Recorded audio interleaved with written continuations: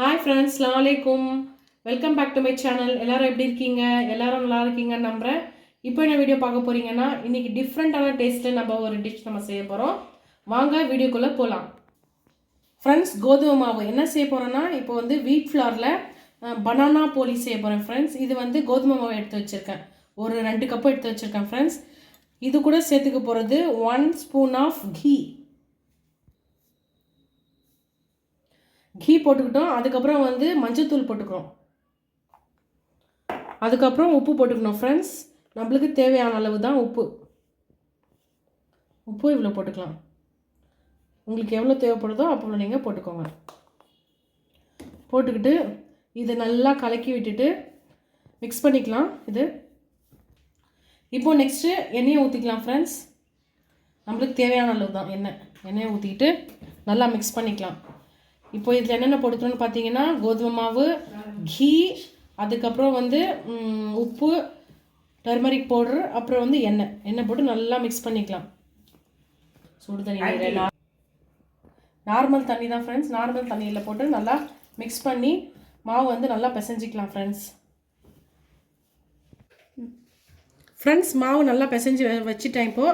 இப்போது நெக்ஸ்ட்டு நம்ம வாழைப்பழத்துக்கு போகலாம். வாழைப்பழம் எப்படி நெக்ஸ்ட்டு என்ன ப்ரிப்ரேஷன் பண்ணணுன்னு பார்க்கலாம் வாங்க ஃப்ரெண்ட்ஸ். வாழைப்பழம் எடுத்து வச்சுருக்கேன். 4 வாழைப்பழம் எடுத்து வச்சுருக்கேன். இது நல்லா கிமிச்சி நல்லா பிசைஞ்சிக்கலாம். அது ஃபுல்லாக நல்லா பிசைஞ்சிக்கிட்டு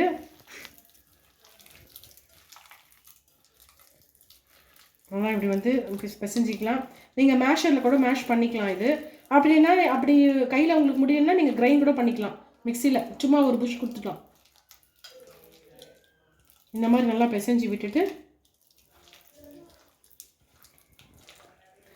இப்போ நெக்ஸ்ட் ஸ்டெப் என்ன பார்த்தீங்கன்னா, நாட்டு சக்கரை போடணும் ஃப்ரெண்ட்ஸ். இதுக்கப்புறம் நல்லா இது மாதிரி பிசைஞ்சு விட்டுக்கிட்டு அதுக்கப்புறம் நாட்டு சக்கரை போட்டுக்கலாம்.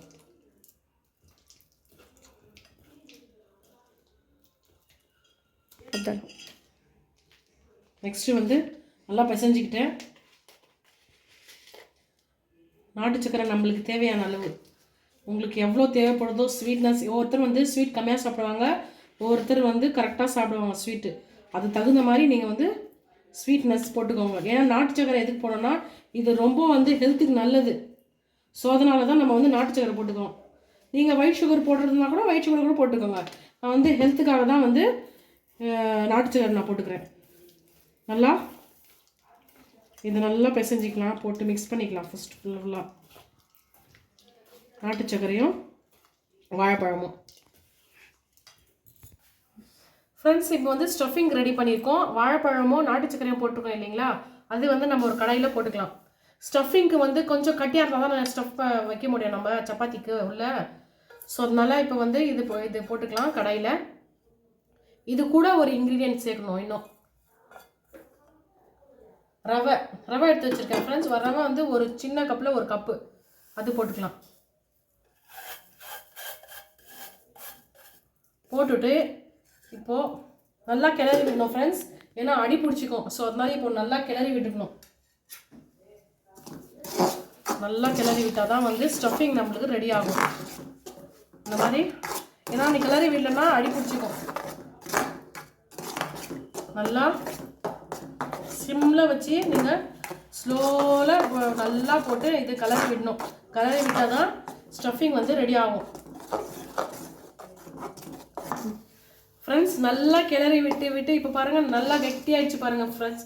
ஸ்டஃபிங்கு இந்த மாதிரி வர வரைக்கும் நீங்கள் நல்லா கிளறி விட்டு இந்த மாதிரி இருக்கணும் ஸ்டஃபிங்கு.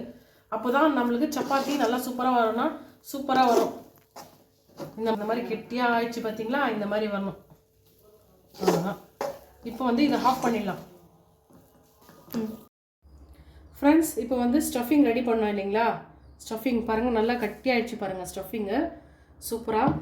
இப்போ பட்டர் ஷீட்டில் எண்ணெய் போட்டுக்கலாம். எண்ணெய் போட்டு கொஞ்சம் நல்லா இந்த மாதிரி தேய்ச்சிட்டு எண்ணெய் போட்டு மாவு எடுத்து என்ன பண்ணோன்னா, நல்லா இந்த மாதிரி ரொட்டி கட்டையில் கூட பண்ணலாம்.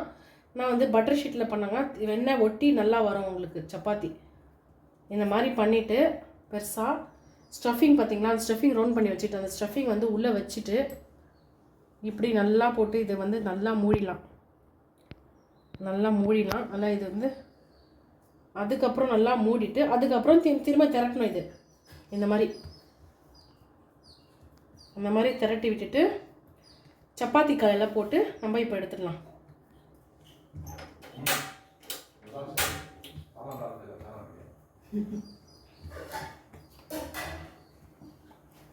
இந்த மாதிரி வந்துச்சு பாருங்கள், சூப்பராக வந்துச்சு பாருங்கள்.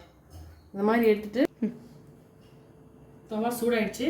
கொஞ்சம் எண்ணெய் விட்டுக்கலாம், ஏன்னா ஒட்டாமல் வரும். ஸோ அதனால வந்து எண்ணெய் விட்டுட்டு இப்போ எடுத்து நம்ம போட்டுக்கலாம்.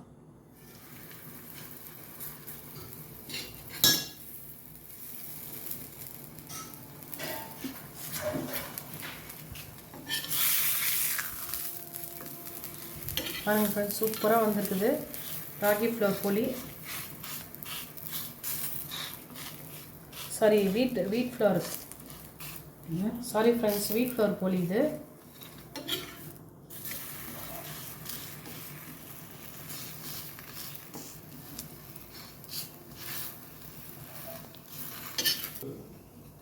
ஃப்ரெண்ட்ஸ் நல்லா வந்து நல்லா ரொட்டி நல்லா சூப்பராக வந்துச்சு.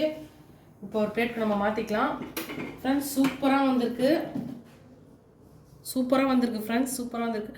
இப்போது இந்த வீடியோ பிடிச்சிருந்தா லைக் பண்ணுங்கள், ஷேர் பண்ணுங்கள், சப்ஸ்கிரைப் பண்ணுங்கள்.